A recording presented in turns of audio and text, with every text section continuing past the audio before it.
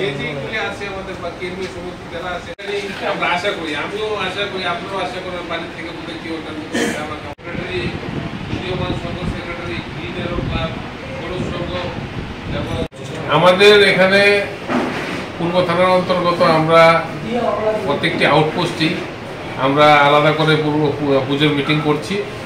থানা স্তরেও আমরা করেছি। আজকে এমজি বাজার আউটপোস্টের অন্তর্গত 25টি ক্লাবকে নিয়ে আমরা এই মিটিং করা হয়েছে। এই মিটিংয়ে বিভিন্ন ইস্যু নিয়ে আলোচনা হয়েছে। আমাদের মেইন লক্ষ্য হচ্ছে পুলিশি পরিষেবাটা ভালো করে দেওয়া এবং আসন্ন দুর্গোৎসব 2024 শান্তিপূর্ণভাবে এটা সম্পূর্ণ হওয়া এবং যাতে কোনো ধরনের অসুবিধা না হয়, মানুষ যাতে আনন্দের সহিত পূজা উপভোগ করতে পারে।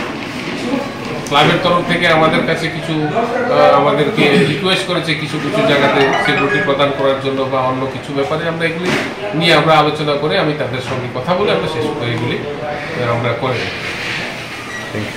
উৎসব এটা যাতে সুন্দরভাবে উপভোগ করতে পারে তার জন্য